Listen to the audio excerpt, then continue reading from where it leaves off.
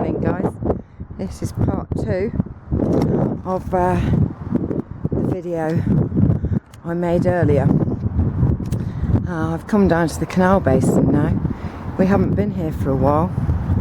Hello, beautiful. How are you? I don't have anything for you, I'm afraid. I don't have anything except my love. I love you. There's the cygnets. Look how they've grown. And you know, that was one of my favourite songs when I was younger. And somehow I always felt like it applied to me. I don't know if you remember the little song I'm referring to. I think it was by 11:28 it is, if you can see that. And it's still Tuesday. It was called Ugly Duckling. There once was an ugly duckling. Do you remember? And it had feathers all stubby and brown. And in every place they said to his face, "Get out of town." Yeah. Get out, get out, get out of town. Yeah, and it really did strike home to me, that song, because I didn't feel like I was welcome in town or school, as it may be. So where I finished off, I was thanking Sunshine for the strategies he so kindly provided that might be useful in Alfie, my grandson's case. And I talked about his other comment on, well, basically it was pride almost in the label of autistic, and me kind of admitting that in a lot of cases that was actually true, because as I explained, once you get a label you might not want it, and it takes a lot of time to kind of do all the self-talk into, well, what does that mean for me, and what does that mean for everybody else, and what does that make me? And I guess you can kind of get angry with yourself, or disappointed, or feel flawed, or feel like an ugly duckling. But then what happens is you just get on with it. And as with most people who are labelled, you seek out others who have a similar label, because that brings you back into a group, back into a community, even if it's a community that other people perceive to be lesser than theirs, as the ducks did with the ugly one, the swan. So and I think that's quite a natural thing to do, really, is to seek out others. And then when you realise that you're not the only one, you start to see the benefits. Because if you didn't, you'd be forever chasing the label of normality that isn't really going to be hung around your neck. And I want to talk about my perception with my labelled family on autism. Look at these colours, aren't they beautiful?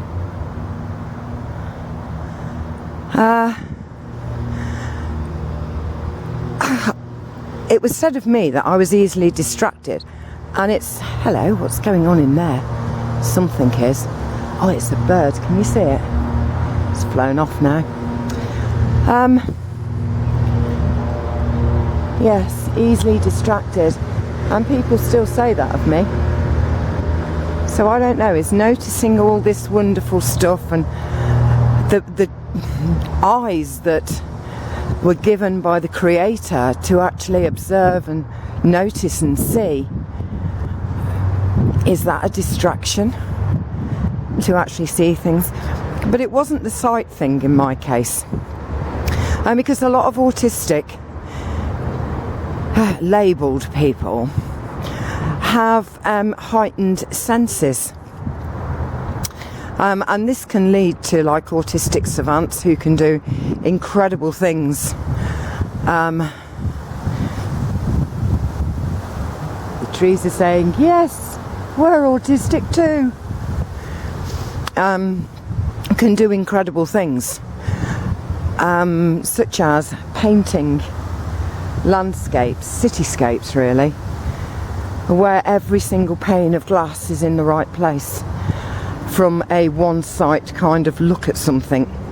No, I'm not a savant. I don't think any of my labelled family are savants, although they excel in many things. My particular heightened sense was sound, and I constantly play with my ears. I'm always playing with my ears, touching my ears. I flick my ears, I fold my ears in on themselves. I can crack my ears, it's my party piece. But if I was in a classroom, for example, every single sound for me was amplified. Every scraping of a chair, every sneeze, every little clearing of the throat, every sound outside, birds, seagulls, any kind of sound. And when you've got a heightened sense like that, it's a gift in a lot of ways. But it's also a curse. I love sound and I absolutely hate it too. You know, a tapping can drive me insane, stop me from sleeping. Yeah, it's amazing. I can be in a car and in the roar of traffic I can fall asleep. But lots of sounds would, if it's called distract, it would distract me. But I kind of think that this is not something new, autism. I don't really agree with the label itself anyway, but if we say people who have heightened senses, the moorhens, we all live in communities, we would have all lived in communities, and things like our sense of sound would have been incredibly important. Just to alert us to dangers or beneficial things like the sound of maybe ducks heard in the distance would give us direction on where to go, or hearing footfalls, twigs break would benefit the group. And then there'd be others who had pinpoint eyesight, who would be able to see things at a distance and very clear. People who would have the magical ability to find us a pathway out of difficult situations because they could see afar and they could see structures that maybe the rest of us couldn't see, who had insight into cloud formation and would know where the rain was going to fall. And to me, it's important that we acknowledge these not as distractions, but as a way, as it would be in all communities, where no one person has all of the individual, oh, what a blessing, has the individual strength, abilities, to just go off on their own. It would be where different kind of gifts were given to individuals to benefit the group. Oh, that went right by my shoulder. And it's very strange that in our society today, we do the exact opposite. First of all, we break up the community, and then anybody who has heightened senses in one way. I mean, my eyesight isn't heightened, I don't believe. I think it's the same as most other people's. In fact, as I've got older, I've needed glasses and so on. Oh, I love these colours. It just shows that autumn's here, the red and green.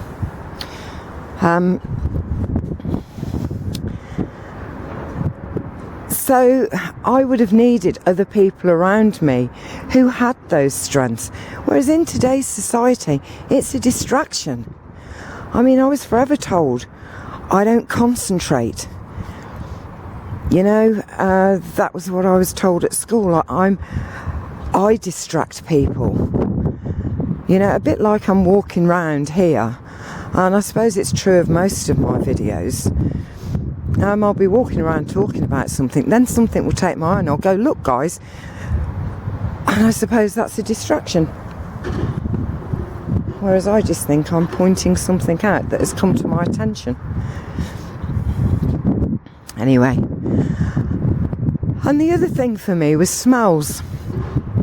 Now the smells weren't quite as bad as the sounds, but the smells, oh, even now, just thinking about it, I can recall being in the classroom and the variety of odours that would be in that room. People with smelly feet, people with bad breath, halitosis, teachers who reeked of cigarettes, you know, cheap perfume.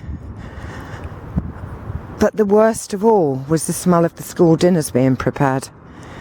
And sometimes if that came into the room, it was as if no one else noticed it, but I would start to feel like I was going to heave, because it was mixed with all these other smells. And I suppose the smell of food cooking is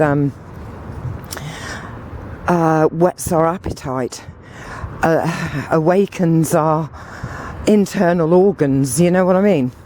But when you mingle that with all these other smells, there's an incongruence going on, a conflict within, where we should be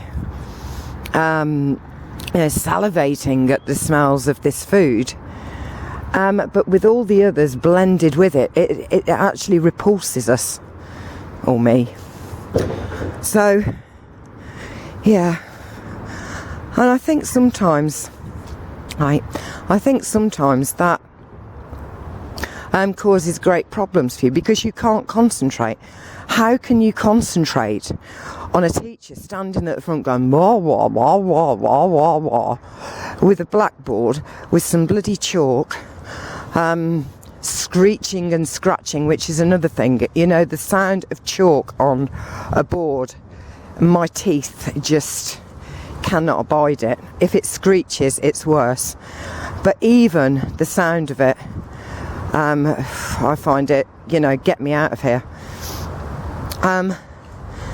But it's like when all of those things are pulled together and you've got this teacher just standing there making the sound, you're not allowed to speak, you're not allowed to ask questions, and it becomes like while all these other noises like and smells are bombarding you. And I couldn't cope with it. I hated it. And I'd feel myself kind of suffocating almost. And the other thing was, I don't like groups. I don't like being in a crowd of people. I can't stand it. It sets my skin on edge. I've been to concerts where I will drink copious amounts of alcohol to kind of dull my sense. But then I can go into open air festivals, were the ones I went to. I did go to a few closed in festivals and had to leave. The last one I went to was Pink with my daughters at the NEC or the NIA or some bloody place, and me and one of my daughters, Catherine, had to leave halfway through because the sound was mind-blowing and the screaming was deafening, and the smells of every kind of perfume created is in one space, and it makes me feel faint, and I just know I need to get away. So they were my major issues with school. Look at those colours. Yeah, those were my major issues at school. And well, first off, I didn't know that I was any different to anybody else. Do you understand what I'm saying? I didn't know that. And I thought other people must be feeling exactly the same. So, if the teacher kind of asked anything and I said it stinks in here, I'd get told that I was rude. How dare I say such a thing? And sometimes it became so overpowering, especially if there was screeching on the blackboard with chalk, the smell of school dinners, and then people coughing, clearing their throats, and this closeness. It was as if everybody was just within inches of me, which in fact they were. And I would just see the open space outside and think, I have to go because I can't stay here. And my grandchildren have had every label. We've got the usual ASD, ADHD, oppositional defiance disorder, conflict something else disorder, disorder. Well, actually, we're no different to any other beings at all. We're not ugly ducklings, And I think things have to change in education because they're really set up. You do realise eventually that there is this wide band of people who appear to be fairly what is being described as normal. And then there are other people on the peripheries who are no less important, who have these heightened senses. Like, for example, Levi. He's been in special school for I don't know how long. His teachers have never heard him say a word. Not a single word. And Levi finds it difficult to look into people's faces because he's bombarded with detail about those faces. Now, you might not experience that, but he does. And is it therefore fair that he is identified as the ugly duckling and excluded? Not that I think the education system is any good anyway, but the other side of the coin is this. When we find our passion and when we can get involved in something that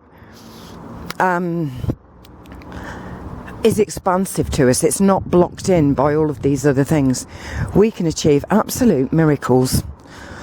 Yes, we can. I mean, Tyler, my grandson, has been selected to play football for England. Yes, he has. Tyler.